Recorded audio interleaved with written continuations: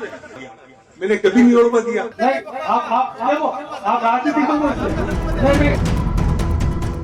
मंच पर मचा सियासी घमासान। मंत्री के सामने एमएलए और पूर्व एमएलए की भिड़ंत। झगड़े का वीडियो वायरल। श्री राम जी ने देखो, आप राजनीति मत करो इसमें। मैंने कभी नहीं ओढ़वा दिया। आप राजनीति मत करो। जी होती रहती है प्रधान जी। राजस्थान के नागौर जिले में सियासी गर्मी उस वक्त और बढ़ गई जब एक सरकारी कार्यक्रम में कांग्रेस विधायक जाकिर हुसैन गेसावत और भाजपा के पूर्व विधायक श्रीराम भीचर आपस में भिड़ गए, और वो भी राज्य मंत्री के सामने। दरअसल मौका था बरवाली गांव से जियावली नाड़ी स्थित चतुरदास महाराज के मंदिर तक बनी सड़क के लोकार्पण के कार्यक्रम में महिला और बाल विकास विभाग की राज्य मंत्री डॉक्टर मंजू बाखमार, मकराना से कांग्रेस विधायक जाकिर हुसैन गेसावत और भाजपा के पूर्व विधायक श्रीराम भीचर मौजूद थे। सब कुछ ठीक चल रहा था, लेकिन तभी मंच पर अचानक माहौल बिगड़ गया। विधायक गेसावत ने जब कहा कि सड़क का प्रस्ताव उन्होंने भेजा था, तो पूर्व विधायक श्रीराम भीचर ने उन्हें टोक दिया। बस फिर क्या था, मंच पर ही गर्मा गई बहस। विधायक गेसावत भड़क उठे। आज मंत्री जी आए, अपनी तरफ से अलग से घोषणा करे तो पब्लिक की मांग आपकी मांग पे होती है। तो मैं आपसे बहस नहीं कर रहा हूँ। आप अच्छा प्रोग्राम चला है, हार जीत होती रहती है प्रधान जी। एमएलए साहब कोई नहीं, मैं आप बोले मैं बोला जाए बीच में। आप क्या झूठ बोलो, में आप फालतू विकास कर रहे हो। आप देखो, आप राजनीति मत करो इसमें। नहीं, आप बैठो से प्लीज। नहीं, आप गुमराह कर रहे हो, आप गुमराह कर रहे हो। अरे तू किसको बोल रहा है? अरे तू किसको बोल रहा है? आप बैठो प्लीज। आप उसने भाषण दिया। श्री राम जी ने इस दौरान श्रीराम भीचर भी अपनी सीट से खड़े हो गए और दोनों नेताओं में मंच पर ही तू मैं शुरू हो गई। माहौल तनावपूर्ण हो गया, लेकिन मौजूद लोगों ने बीच बचाव कर मामला शांत कराया। विधायक गेसावत का दावा है कि सड़क उनके प्रस्ताव पर मुख्यमंत्री की बजट घोषणा में स्वीकृत हुई थी, जबकि भाजपा के पूर्व विधायक श्रीराम भीचर का दावा है कि ये सड़क मिसिंग लिंक थी और इसका प्रस्ताव बीजेपी प्रत्याशी सुमिता भीचर ने दिया था और हार जीत से फर्क नहीं पड़ता। राजनीतिक दलों में श्रेय लेने की होड़ कोई नई बात नहीं, लेकिन मंच पर मंत्री की मौजूदगी में ऐसा हंगामा दिखाता है कि विकास का मंच भी अब राजनीतिक दावों का युद्ध क्षेत्र बन चुका है। नागौर से न्यूज़ 18 राजस्थान के लिए प्रकाश तंवर की रिपोर्ट। क्या झूठ बोलो, आप फालतू विकास कर रहे हो। आप देखो, आप राजनीति मत करो इसमें। नहीं, आप बैठो से प्लीज। नहीं, आप अजमेर आबकारी विभाग ने एक बड़ी कार्रवाई को अंजाम देते हुए अवैध रूप से संचालित होने वाली शराब की फैक्ट्री का भंडाफोड़ किया है। इस दौरान भारी मात्रा में नकली शराब बनाने की सामग्री को जब्त करते हुए इस मामले में अनुसंधान किया जा रहा।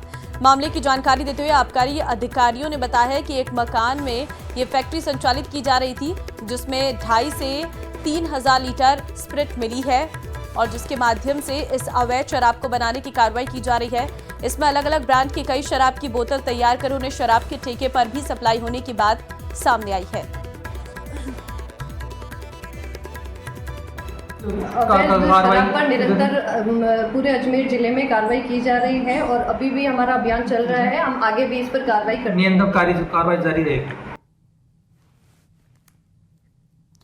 नीमका थाना के डाबला थाना इलाके के गांव नाथा के नांगल में एक दुकानदार से फोन पर धमकी देकर 5 लाख रुपए की रंगदारी मांगने का मामला सामने आया है। दुकानदार कैलाश अग्रवाल ने बताया कि करीब 8 बजे उनके पास 3 बार फोन आया, जिसमें फोन करने वाले ने कहा है कि अगर 5 लाख रुपए नहीं दिए गए तो वे उसकी हत्या कर देंगे। पीड़ित की शिकायत पर पुलिस ने केस दर्ज कर जांच शुरू कर दी है।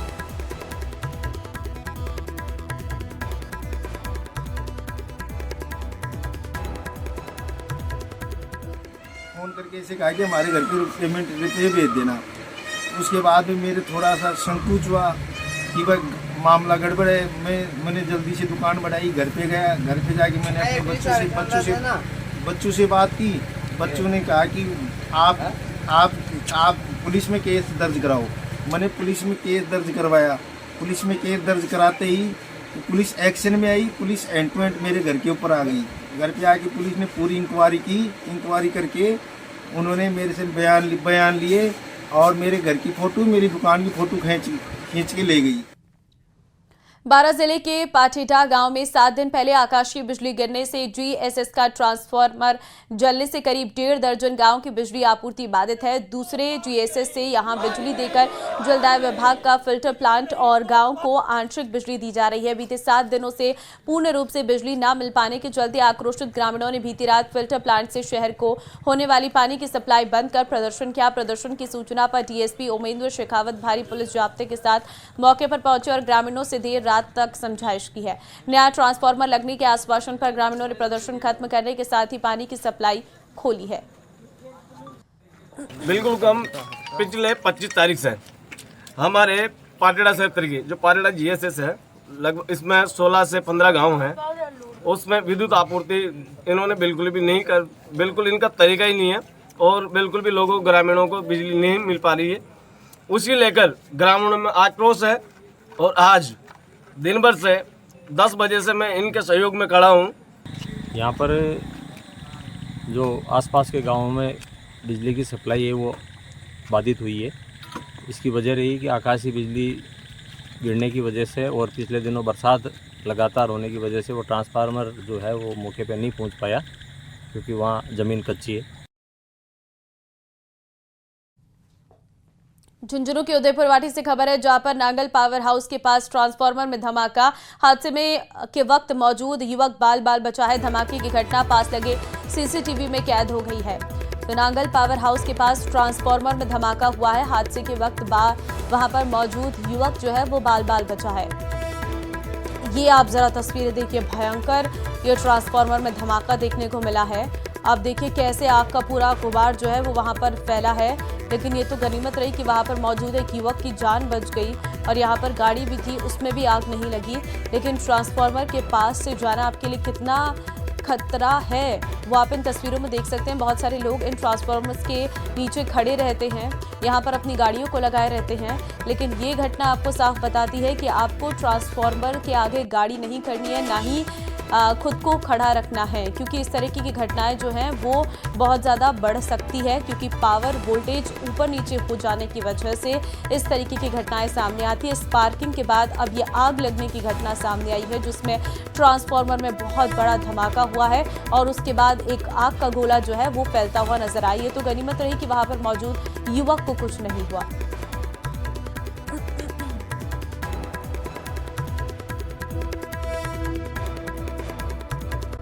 जारी किया गया है। इस बीच विभिन्न समाज भी चुनावी तैयारी में जुट गए हैं। इस सीट पर माली और सैनी समाज का प्रतिनिधित्व अधिक है। ऐसे में अपने ही समाज से उम्मीदवार के नाम की घोषणा की मांग उठने लगी है। अंता कस्बे में माली सैनी समाज के स्नेह मिलन और प्रतिभा सम्मान समारोह में माली समाज ने समाज के स्थानीय व्यक्ति को टिकट देने की मांग की है। साथ ही ऐलान किया है कि अगर समाज को प्रतिनिधित्व नहीं दिया गया तो वो दोनों ही पार्टियों का विरोध करेंगे। हर बार टारगेट किया जाता है। माली समाज को कहने में तो कहते हैं 50,000 45,000 है, पर यहाँ बाहर से प्रत्यक्ष भेज दिया जाता है और माली समाज दोनों संगठनों में होते हुए भी अपने अपने संगठन में काम करने लग जाता है। पर अब की बार ऐसा नहीं होगा। हम चाहते हैं कि अगर टिकट अगर हमारा नहीं दिया गया माली समाज को तो हम बहिष्कार करेंगे और दोनों संगठनों को वोट नहीं दे करके हमारा प्रत्यक्ष उतारेंगे। पिछली बार भी हमारे साथ धोखा हुआ है और हम बाहरी प्रत्याशी को बिल्कुल भी बर्दाश्त नहीं करेंगे। दोनों पार्टियों में से किसी को भी टिकट मिले, हमारे समाज को मिले। हम चाहते हैं कि हमारी समाज जब इतनी बड़ी है तो काम भी सबसे ज़्यादा हमारे ही पड़ते हैं और हम दर दर की ठोकरें खाते हैं। तो अब इस बार हम बिल्कुल भी सहन नहीं करेंगे और माली समाज का ही टिकट आना चाहिए।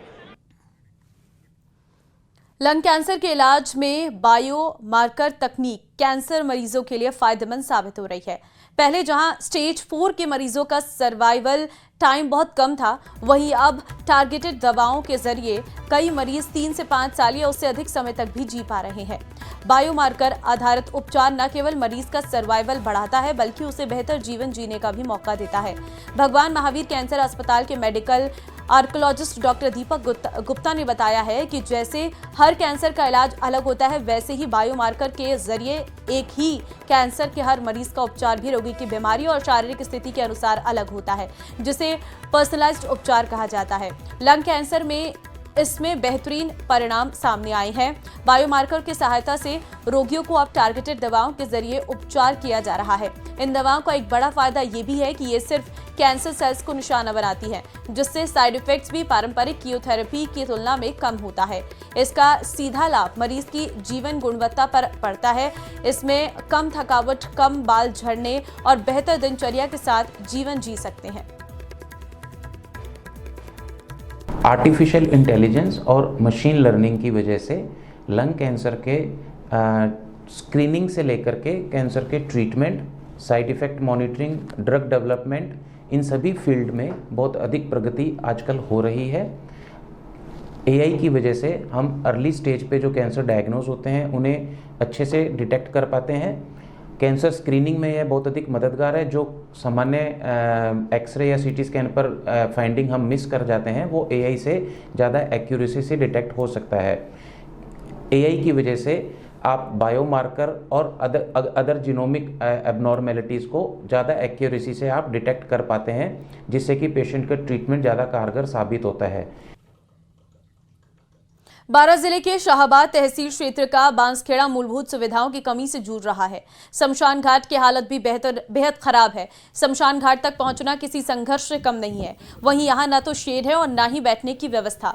मामला तब सामने आया जब एक वीडियो सोशल मीडिया पर तेजी से वायरल होने लगा, जिसमें ग्रामीण शवदाह के लिए खेतों के रास्ते कीचड़ भरी राह से गुजर रहे हैं। गाँव में शमशान घाट तक जाने के लिए सड़क तो छोड़ो, रास्ता तक नहीं है। खेतों के रास्ते से कीचड़ में होकर शव यात्रा को लेकर जाने के लिए मजबूर है। ग्रामीणों ने जिम्मेदार अधिकारियों से रास्ता खुलवाने एवं शवदाह के लिए प्लेटफॉर्म, टीन शेड और चारदीवारी की मांग की है।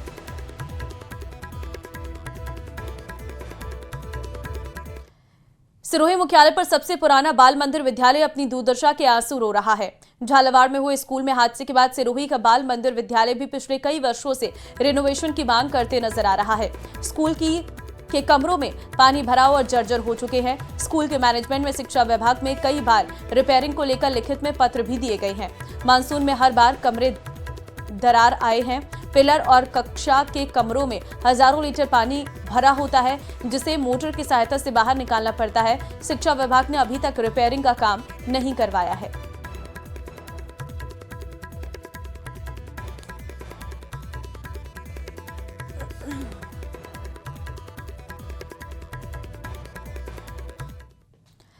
न्यूज 18 ऐप अब नए अवतार में। न्यूज 18 ऐप डाउनलोड करें, खबरों से जुड़े, बदलाव का हिस्सा बने। अपने शहर, देश और दुनिया की खबरें अब सीधे आपके मोबाइल पर। नीचे दिए गए QR कोड को स्कैन करें और तुरंत डाउनलोड करें न्यूज 18 ऐप। और चलिए इन्हीं तमाम खबरों के साथ इस बुलेटिन में फिलहाल के लिए विवाद हो गया, जिसके बाद पुलिसकर्मी अधिवक्ता को शांति भंग के आरोप में गिरफ्तार कर थाने ले आई।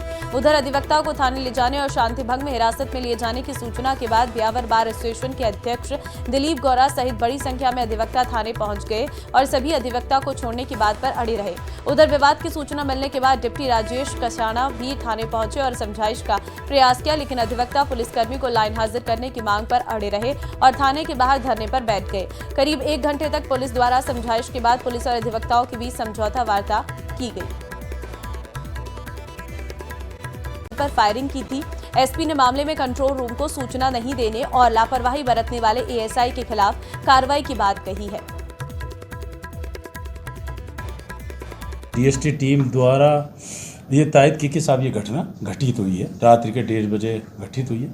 हमने डीएसटी टीम को एक्टिव किया, तो उसमें जो था उसमें करने के बाद भी ये घटना घटित हुई है। तो दोनों तरफ के जो भी थे, मुस्तकिस और मुलजिम, दोनों अपराधी प्रवृत्ति के व्यक्ति हैं, बड़े हार्डकोर टाइप के हैं। तो हमने इसमें करते हुए जैसे 1:30 बजे जो घटना हुई, इसमें एक ओम प्रकाश जाट निवासी डोंगर रोड तला सदर है, उसको हमने गिरफ्तार कर लिया। उसमें एक स्वरूप सिंह और एक नरपत। स्वरूप एक पैरोल से फरार है, 25,000 का इनामी अपना। भरतपुर जिले के भूसावर क्षेत्र से एक पारिवारिक विवाद मामला सामने आया है। यहां एक पति का दावा है कि उसने मजदूरी कर पत्नी को पढ़ा लिखाकर शिक्षक बनाया, पर नौकरी लगते ही पत्नी ने उसे छोड़ दिया और खुद को अविवाहित बताकर दस्तावेज जमा कर दिए। उक्त मामला जिला कलेक्टर से लेकर अपर जिला न्यायाधीश तक पहुंच गया है। वहीं पत्नी का कहना है कि जब वो नाबालिग थी तब उसका बाल विवाह करा दिया गया था। बालिग होने के बाद उसने अनूप से कोई शादी नहीं की थी। उसने आरोप लगाया कि उसके दस्तावेज चोरी करके फर्जी विवाह पंजीयन प्रमाण पत्र बनवाया गया था।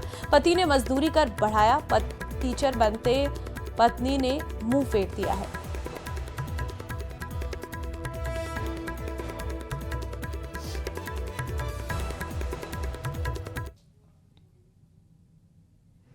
पंकज कुमारी नौरदा नंगला हवेली, तहसील रोहबाज, जिला भरतपुर की रहने वाली है और मैंने उसको पढ़ाया लिखाया अपनी मजदूरी करके और इसको सूरजपुर चौराहे पर माधव सिंह जी के रूम पर रखा और उसका पूरा खर्चा पढ़ाई लिखाई का मेरे द्वारा खर्च किया गया और अब वो उसकी जॉब एक मतलब थर्ड ग्रेड अध्यापिका के पद पर हो गई है। तो अब वो ना तो खर्चा देती है ना ही मुझे पढ़ाती है और अब उसने मेरा नंबर भी ब्लॉक कर दिया है और ना ही उससे बात होती है।